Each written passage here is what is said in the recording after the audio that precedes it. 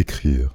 Une activité très chiante que beaucoup d'entre nous prétendent pratiquer pour se faire passer pour l'équivalent du demi-dieu dans le domaine de l'art, c'est-à-dire un écrivain.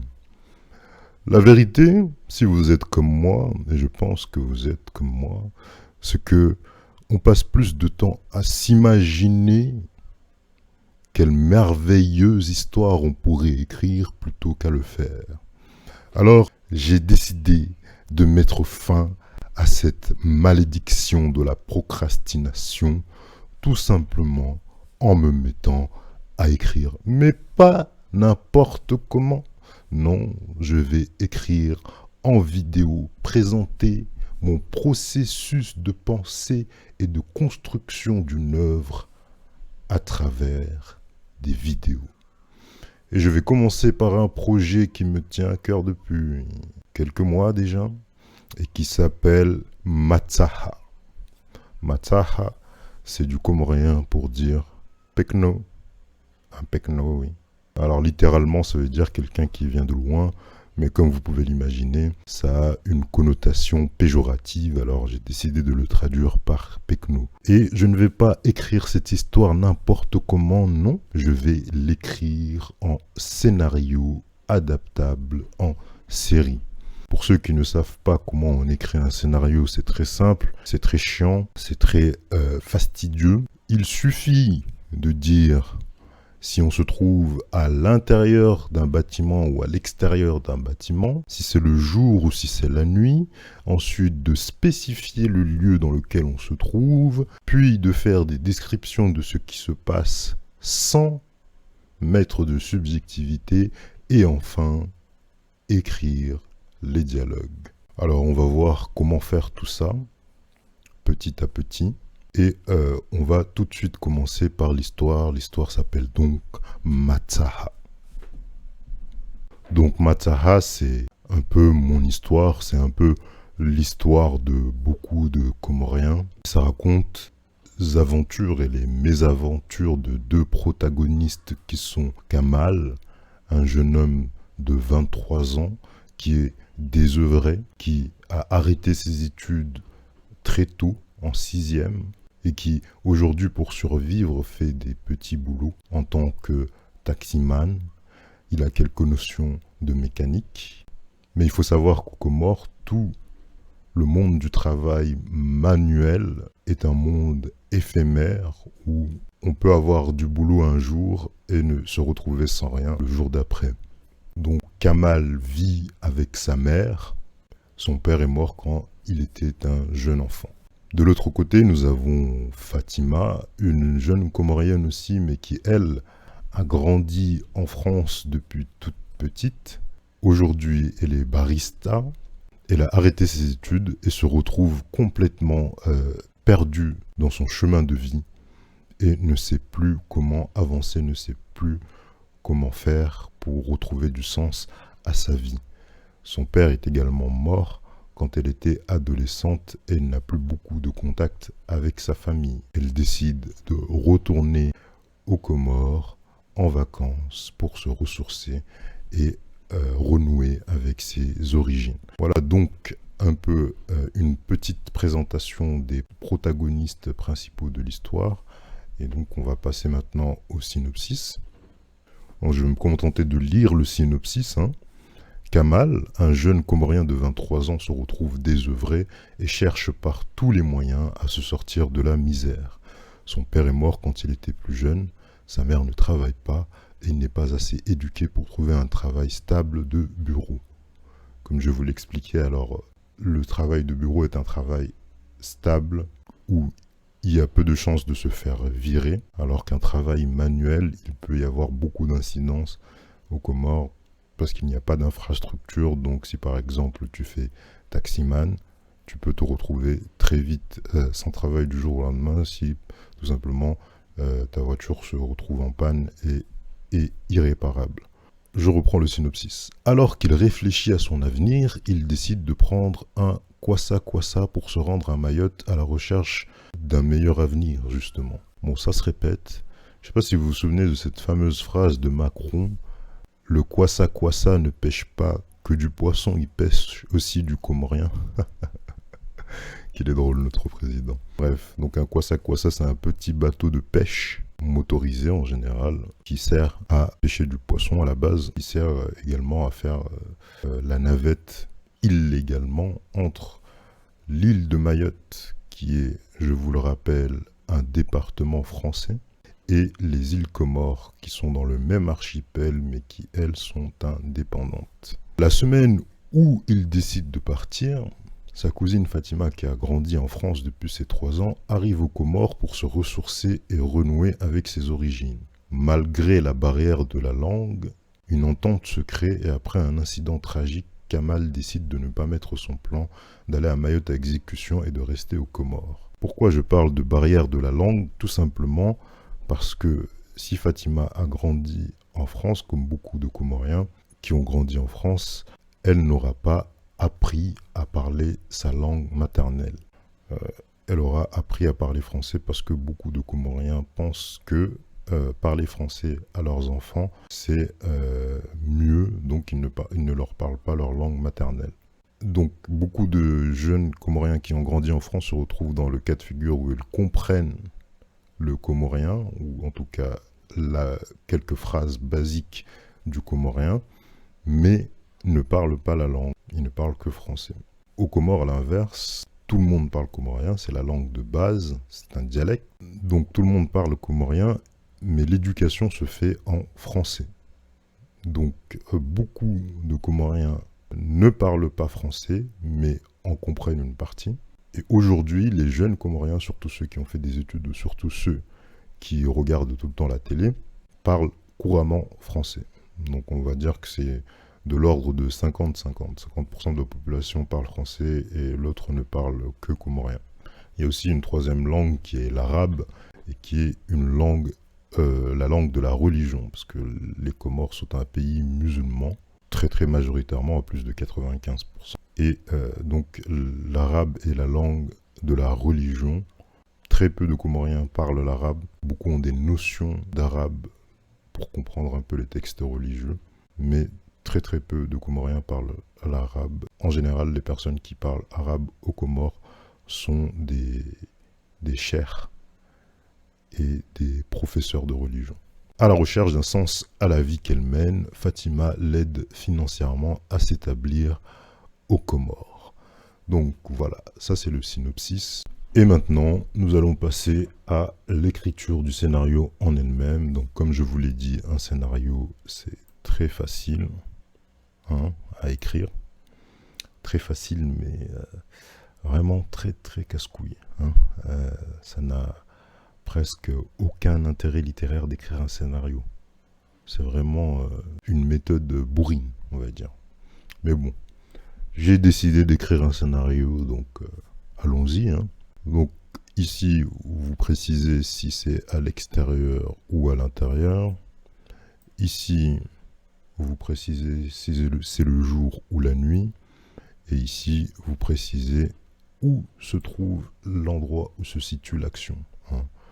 Donc, extérieur, nuit, maison familiale de Kamal. C'est comme ça que commence le scénario. C'est une petite maison en tôle délabrée et rouillée. Et comme je vous l'ai dit tout à l'heure, donc il faut décrire la scène. On ne met pas de considération subjective, on ne met pas les pensées des personnages, on n'émet pas d'hypothèse sur ce qui pourrait se passer ou sur ce qui s'est passé, on se contente de décrire ce qui se passe. Donc, le chemin qui y mène est rocailleux, dénivelé, jonché de mauvaises herbes, de déchets papier, métalliques et plastiques. Ouais. Un grand classique aux Comores. Il y a beaucoup de déchets qui sont jonchés à même le sol parce que il n'y a pas de mesure pour le traitement efficace des déchets encore dans ce pays. Mais bon, c'est le lot de beaucoup de pays du tiers-monde, on y reviendra plus tard. La maison est dans un fossé entouré d'une végétation exotique, cocotiers, bananiers, plants de taro et de manioc, arbre à pin et manguier. Un homme marche sur le sentier qui mène à la maison. Il est de taille moyenne, jeune, avec une musculature légèrement définie. Il porte ses cheveux très courts, presque au ras du crâne. Il est habillé d'un polo au col remonté et d'un pantacourt cargo. Il est chaussé de tongs usés. Ses pieds et ses mains sont abîmés, calleux et poussiéreux. Cet homme s'appelle Kamal et c'est l'un des protagonistes de l'histoire. Kamal passe par l'arrière-cour de la maison en tôle pour entrer. Et là, bien sûr, j'aurais dû rajouter que maintenant, on se retrouve en intérieur. La nuit, toujours, vu que c'est dans la même chronologie. Et on est maintenant dans la maison familiale de Kamal, toujours. Donc là, on a juste changé le fait qu'on passe de l'extérieur à l'intérieur. Donc c'est Kamal qui parle, donc on écrit Kamal. On l'écrit en gras, non, en majuscule, pardon. On l'écrit en majuscule pour bien signaler que c'est une personne qui ouvre le dialogue, c'est la personne qui ouvre le dialogue. Et donc Kamal dit « Maman, t'es là ?» La voix d'une femme. Une voix puissante et forte lui répond, énervée. C'est la mère de Kamal. Mère de Kamal. « Espèce de petit enfoiré, t'étais où depuis ce matin ?» Bon, pourquoi je mets seulement mère de Kamal? Tout simplement parce que dans la culture comorienne, on appelle les personnes qui ont des enfants père d'eux ou mère d'eux. Voilà, tout simplement. Et c'est un titre honorifique. Donc, dès que vous devenez parent, vous perdez votre identité propre et vous devenez honorifiquement un père ou une mère du premier-né en général. Kamal marche sereinement en direction de la voie. L'arrière-cour fait place à une cuisine ouverte de style comorien. Un cabanon séparé de l'habitation principale entre 3 murs. Donc il faut savoir que les constructions aux Comores n'ont rien à voir avec les constructions en France. Même quand les maisons sont bien construites, ce qui est rare. Mais en général, donc, on a la pièce de vie principale avec les chambres, la pièce à vivre et la salle à manger, le cas adéquat. Mais bon, là c'est une maison beaucoup plus pauvre, donc il n'y a pas de salle à manger. Souvent il n'y a pas de pièce à vivre, il n'y a sans doute que des chambres. Et en dehors de la maison principale, donc éloignée à quelques pas, il y a entre 3 murs, comme décrit, une cuisine de style comorien, donc je vais m'empresser de la décrire dans la suite du texte. Et un peu plus loin encore, éloigné de la maison principale et de la cuisine, il y a les toilettes, qui comme vous pouvez l'imaginer sont tout aussi rudimentaires. Donc, qu'est-ce qu'il y a dans la cuisine? Quelques triangles métalliques et des brûleurs de cuisson fonctionnant au pétrole sont posés par terre. De la cendre froide et des morceaux de bois calcinés sont disposés méthodiquement sur les triangles métalliques. Une partie de la vaisselle non lavée est aussi posée par terre dans un coin de la cuisine. Des marmites noircies par le bois et la gasoline, des assiettes encrassées de sauce, des couverts et des tasses métalliques. Sur un mur de la cuisine, éloigné des dispositifs de cuisson, la vaisselle propre est accrochée sur des clous dans le cas des marmites et des poêles. Un meuble rudimentaire en forme rectangulaire et sévèrement abîmé contient la verrerie, les assiettes et les couverts. Donc si ce n'était pas assez clair, il faut savoir que les Comores sont un pays très pauvre. C'est un pays du tiers-monde et donc beaucoup de gens pauvres vivent dans ces conditions-là, tout simplement. Kamal. Je réparais la voiture de Nordine. Le moteur ne fonctionne plus. On est allé en chercher un autre pour le remplacer. La mère de Kamal sort de l'habitation en tôle principale séparée de la cuisine. C'est une femme un peu forte, d'une 40aine d'années. Donc je vous rappelle que Kamal a 23 ans. Sa mère a une 40aine d'années. Donc souvent aux Comores, comme vous pouvez vous en douter, comme dans beaucoup de pays du tiers-monde, les femmes enfantent tôt. Donc entre 19 ans et 23 ans en moyenne pour leur premier enfant. Elles portent une longue robe waxée. Le wax, c'est un tissu qui est créé aux Pays-Bas, mais qui est beaucoup utilisé dans la confection des habits africains. Voilà, allez savoir. Elle porte une longue robe waxée, un peu émaciée, et un châle lui couvre la moitié de la tête. Oui, on a une version light de l'islam. Mère de Kamal. Nourdine, ce voleur, il t'a payé au moins? Kamal se dirige vers un morceau de bois rond, à la surface lisse, posé dans la cuisine et qui sert de tabouret. Sans regarder sa mère, il s'assoit. Kamal. Il m'a dit qu'il me laisserait la voiture pour faire taxi quand elle sera réparée. On mange quoi? La mère de Kamal se dirige vers lui d'un pas menaçant, les mains posées sur les hanches. Mère de Kamal. À manger! Tu vas te manger toi, espèce d'abruti! Dégage! Je ne sais pas ce que t'es venu chercher ici!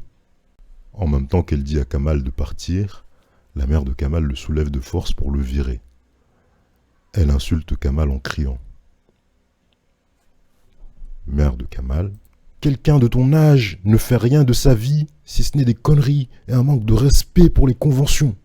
Tu ne cherches pas de travail ou tu ne vas pas à l'école, mais tu te lances dans des histoires de voitures qui ne te mènent nulle part. Beaucoup de Comoriens se reconnaîtront là-dedans. Kamal crie à son tour pour couvrir les cris de sa mère.